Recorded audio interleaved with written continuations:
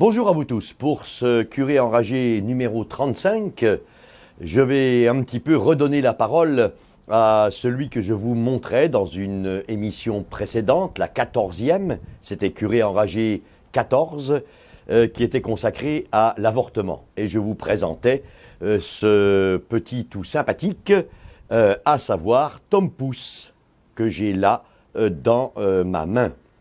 C'est un petit qui a 12 semaines dans le ventre de sa maman.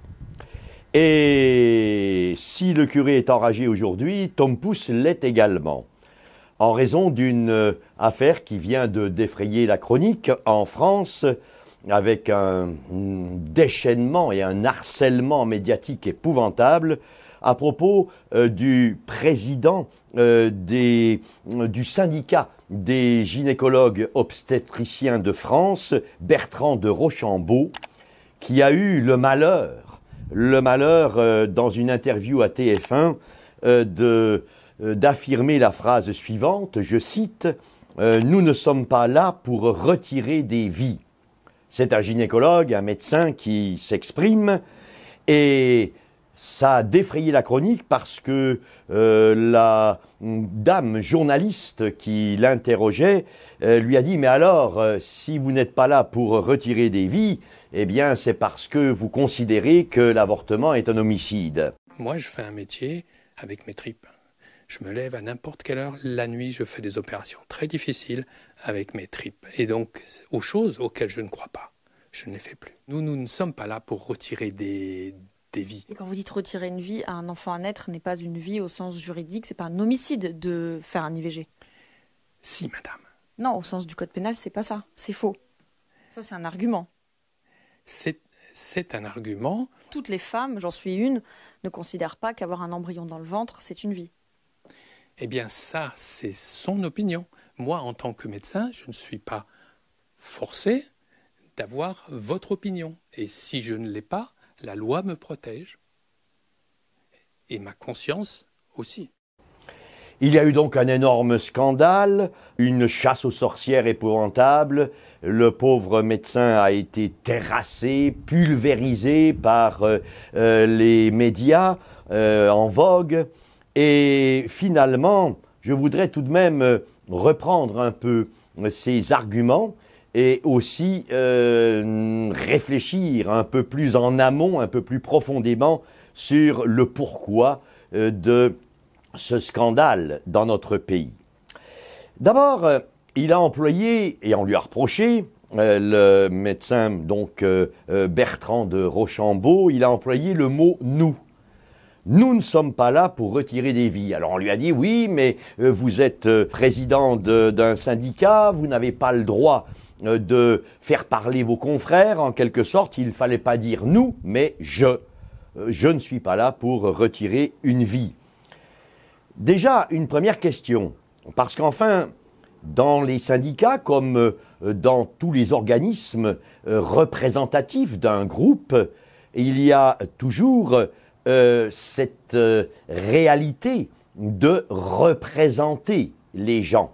On le voit aussi bien pour le président de la République, on le voit aussi bien pour des présidents de syndicats, que de partis politiques, d'associations de toutes sortes. Le président représente le syndicat. Et alors on lui dit, oui, mais là, qui nous dit que vous représentez la majorité des gynécologues de France en disant cela? En fait, on remet en cause un des principes de la démocratie. Que je sache, le président Macron n'a pas été élu par l'unanimité des Français, les 65 millions de Français que nous sommes, mais par un certain nombre, d'ailleurs qui ne fait même pas la majorité par rapport au nombre d'habitants. Et quand Macron va voir Poutine, ou quand il va voir Trump, parle-t-il au nom des électeurs qui ont mis leur bulletin de vote pour lui aux dernières élections, ou alors parle-t-il au nom de la France? Par définition, un président de la République qui va voir un autre chef d'État dans le monde, il parle au nom de tout le monde. Et c'est ça le jeu de la démocratie. C'est cela le principe même de la représentativité. On ne représente pas que ceux qui vous ont élu. On représente l'ensemble du groupe. Et donc, c'était un choix de sa part de représenter son groupe et donc de dire « nous ».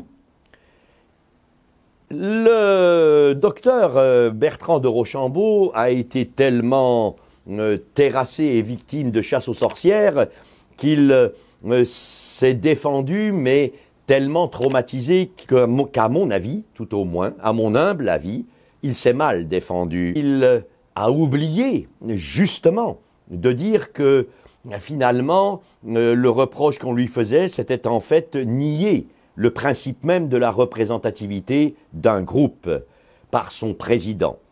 Deuxièmement, parce que s'il y a 6000 gynécologues obstétriciens, en gros en France, il y en a 1600 qui sont syndiqués, ce qui est une proportion importante par rapport à d'autres syndicats beaucoup moins représentatifs, et tout cela n'a pas été dit. Et puis, on lui a reproché aussi le mot homicide. Nous allons y revenir, mais il ne l'a pas prononcé. Mais il aurait pu le prononcer, car il y a une logique. Si l'on retire une vie, cette vie, elle est laquelle? Elle est de qui? Elle est de Tom Pouce, le voilà. Et ce Tom Pouce, que je sache, regardez-le bien, il n'est ni une larve de mouche, ni un petit de loup, ni un petit lapin. C'est tout de même la forme, à 12 semaines, la forme d'un être humain.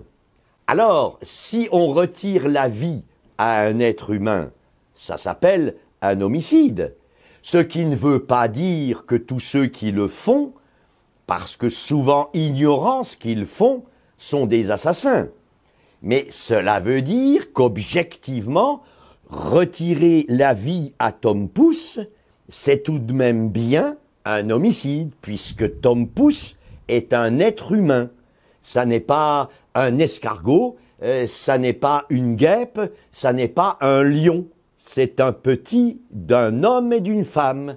C'est un être humain. Et ça, j'aimerais bien qu'on me prouve le contraire. Parce que si on me dit Tom Pouce n'est pas un être humain, il est quoi?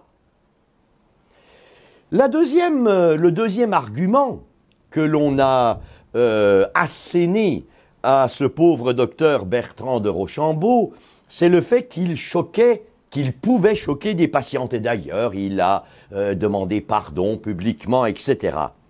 Mais choquer des patientes parce qu'elles auraient eu recours à l'avortement.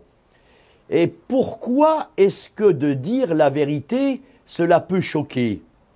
Cela choque parce que, en fait, quand on fait avorter une femme, on ne lui dit pas la vérité. On ne lui dit pas que Tom Pouce va disparaître, qu'il va être extrait du ventre de sa maman et qu'il va mourir. On ne le dit pas.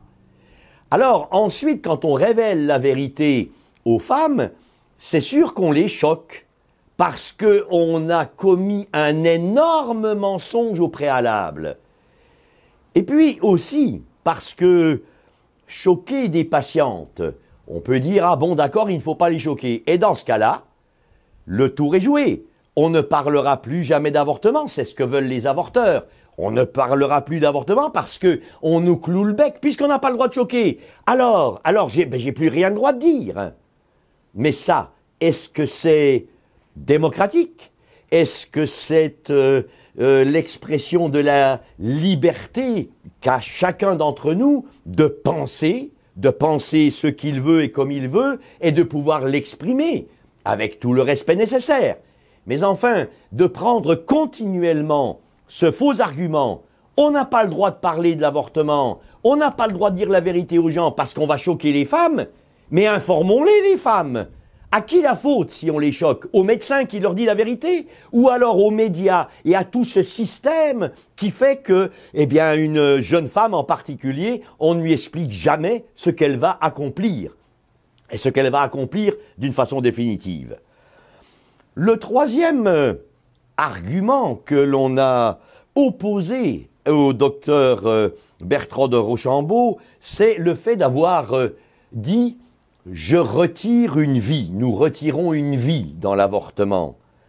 Mais on nous dit « oui, ça n'est pas bien qu'il ait dit ça, parce que la loi permet l'avortement depuis 1974, tout le monde le sait. » Mais est-ce que c'est la loi qui crée la réalité?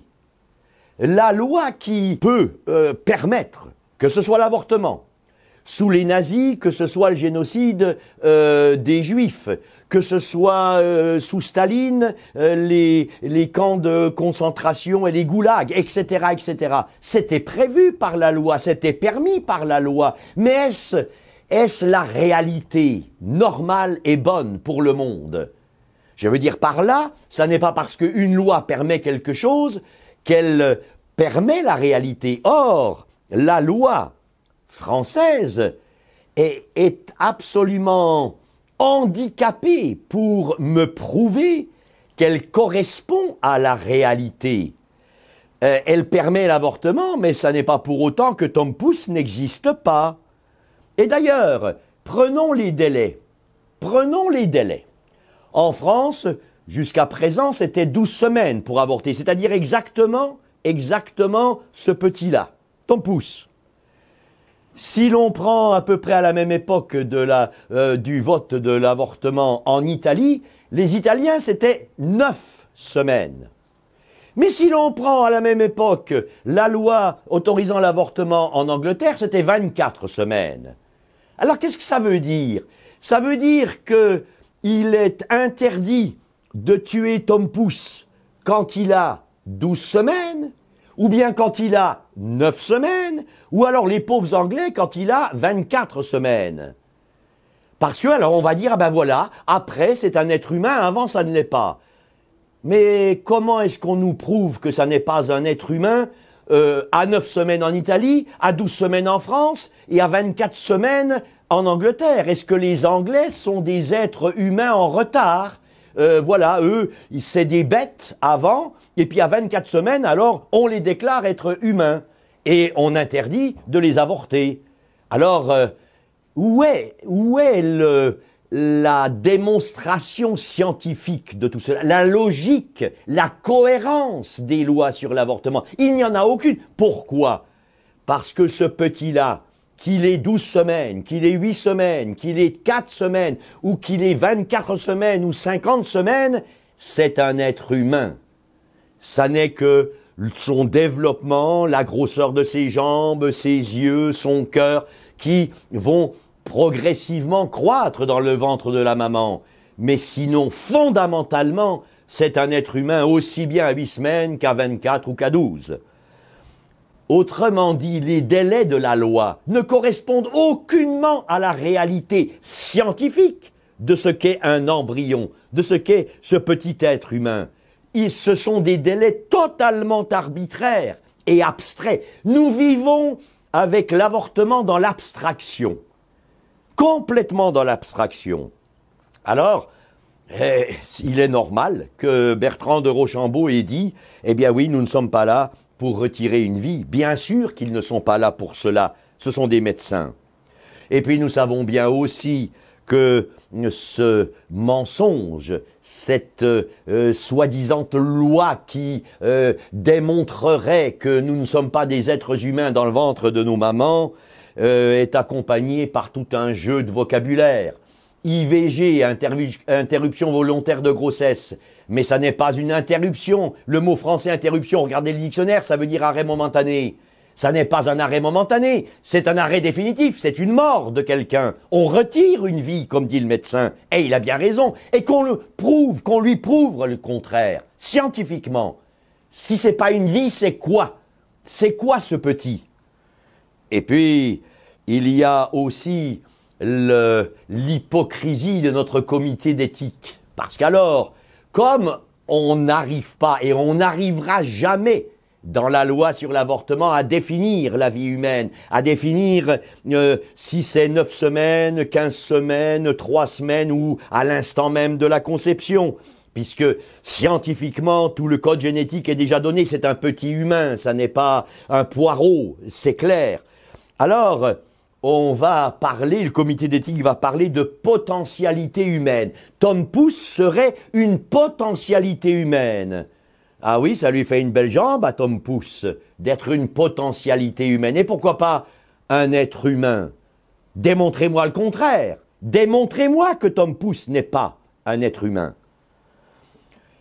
Nous savons que cette fameuse interview qui a fait tant parler et tant scandale, qui a permis aux médias d'en remettre une couche encore, du docteur Bertrand de Rochambeau, avait eu lieu à cause d'une décision de son syndicat, du syndicat donc des gynécologues obstétriciens de France, de défendre la clause de conscience. Parce que maintenant, on continue toujours dans non seulement l'abstrait mais dans l'horreur, c'est-à-dire que pour l'instant, un médecin français n'est pas obligé de pratiquer un avortement, surtout quand c'est contre sa conscience et que c'est contre la réalité, parce que Tom Pouce, ça n'est pas faire une appendicite que de l'avorter, c'est pas un bout de l'appendice de la maman, c'est un être indépendant, créé et qui est déjà, même s'il est solidaire de sa maman, il est déjà une autre personne.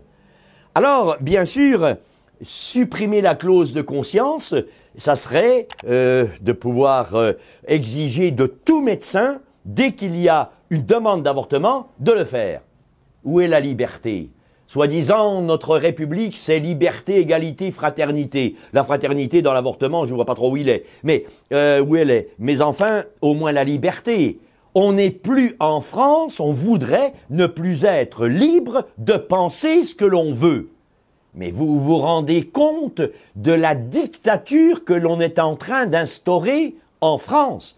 Mais c'est une dictature bien pire que celle des nazis ou de Staline ou de Napoléon ou de la terreur pendant la Révolution. C'est plus terrible. C'est la dictature qui consiste à m'empêcher de penser, à m'empêcher d'avoir une opinion différente des autres, à m'empêcher de demander qu'on me prouve quelque chose.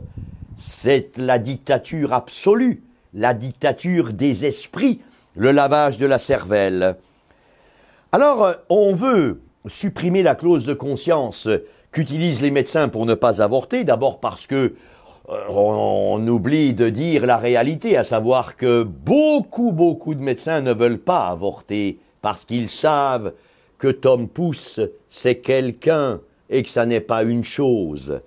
Et puis aussi parce que les gens, les teneurs de l'avortement disent oui, mais puisqu'il n'y a plus assez de médecins pour avorter en France, on aboutit à un détournement de la loi. Mais enfin, que je sache, pour l'instant encore, la loi sur l'avortement ne l'oblige pas. On n'est tout de même pas obligé d'avorter. Enfin, j'espère qu'on ne va pas être obligé d'avorter. Parce qu'alors là encore, est-ce que nous sommes en démocratie ou en dictature? Alors on nous dit, ben oui, mais comme il n'y a plus de médecins pour avorter, alors eh bien voilà, il faut les obliger. Donc on supprime la clause de conscience. Mais dans quel monde vivons-nous? Dans quel pays vivons-nous? En fait, tout cela repose sur un mensonge absolument fondamental. Le mensonge, je dirais, d'une société tout entière. En 1974, quand la Merveille a fait voter la loi sur l'avortement, elle parlait de santé publique. On avait vu avec le procès avec Gisèle Halimi, on avait pu pleurer, jouer des violons, comme on dit, sur le sort d'une pauvre jeune fille qui s'était faite violer et qui donc voulait avorter. Et puis ensuite, 2 autres cas s'étaient présentés de jeunes femmes mourantes qui étaient hospitalisées parce que elles avaient eu recours à des faiseuses d'anges, aux aiguilles à tricoter, etc. Autrement dit, on avait présenté l'avortement comme une mesure de santé publique, éviter des morts. Et puis maintenant, ça n'est plus du tout ça. Maintenant, c'est soi-disant un droit de la femme. C'est soi-disant une mesure féministe et sur laquelle on ne peut revenir parce que alors on est mais chassé, excommunié de la société parce qu'on a le toupet de dire que ben non, c'est pas plus féministe que misogyne ou que quelque chose de masculin ou de féminin. Il s'agit de Tom Pouce, de la vie de Tom Pouce, pas des droits de la femme. Une chose sont les droits de la femme, une chose est la vie de Tom Pouce. Et quand on nous dit « Ah mais oui, mais l'avortement, c'est le droit de disposer de son corps. » Mais on n'a pas le droit de disposer du corps des autres. Est-ce que parce que je suis la maman de Tom Pouce, j'aurai le droit de disposer du corps de mon fils? Mais Tom Pouce, il n'a pas le même corps que sa maman. Bien sûr qu'il a besoin de sa maman pour vivre. Mais son corps est totalement un être différent de celui de sa mère. C'est un corps complètement indépendant. Alors, le droit de disposer de son corps, c'est pas le droit de disposer du corps de Tom Pouce. Tom Pouce, il a le droit de vivre, il a son corps à lui, qui n'est pas celui de sa mère. Ainsi, on voit bien que tout ça est mensonge. Tout ça, c'est un ramassis d'idées qui sont fausses et qui sont potentiellement, on peut les récuser. Et inversement, ceux qui ont fait passer une mesure soi-disant sanitaire pour éviter que les jeunes filles ne se fassent avorter clandestinement, on en est passé ensuite à soi-disant un droit de la femme, qui n'est pas plus droit de la femme que droit de l'homme, puisque c'est le droit de Tom Pouce dont il s'agit. Et ainsi, on voit ce processus d'erreur, ce processus de faux raisonnement. Seulement, ça marche parce que ça arrange les gens, parce que, eh bien voilà, on ne veut pas trop savoir comment se passe un avortement, et si jamais on vous l'explique, c'est le film Le Cri silencieux du professeur Nathanson, qui nous l'a montré il y a déjà plus de 40 ans. Eh bien, à ce moment-là, on jette un voile pudique, on ne veut pas voir la réalité. D'ailleurs, les députés français avaient refusé, au moment du vote de la loi Veil, ils avaient refusé de regarder ce film, Le Cri silencieux, que l'on trouve, j'espère, sur Internet encore.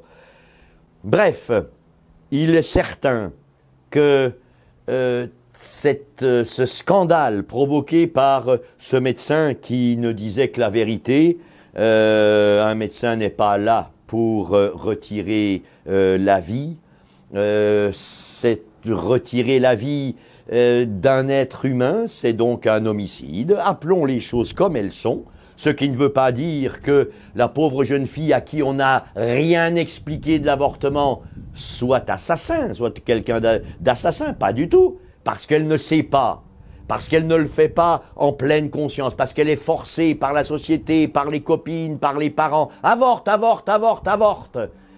Mais appelons tout de même les choses par leur nom.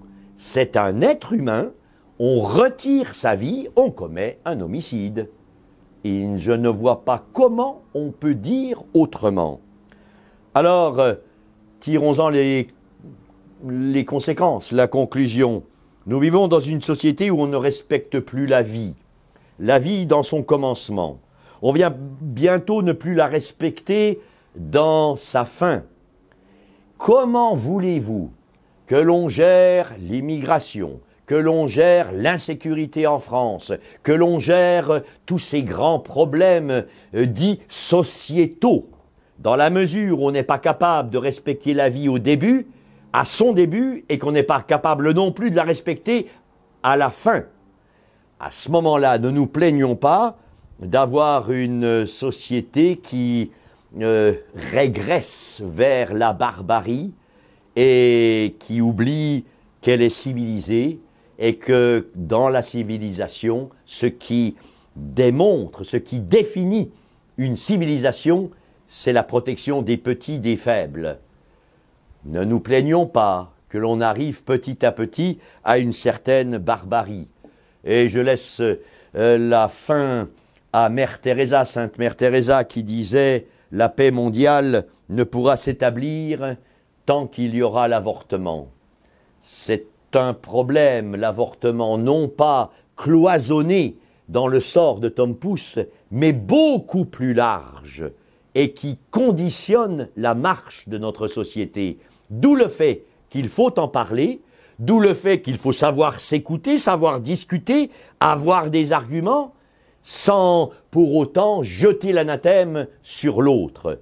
Autrement dit, apprenons à nos médias à arrêter de faire la chasse aux sorcières quand un pauvre président d'un syndicat de gynécologues nous rappelle que les médecins ne sont pas là pour retirer la vie, qu'ils ne sont pas là pour commettre des homicides, mais qu'ils sont là pour nous soigner. Là est l'honneur de la médecine.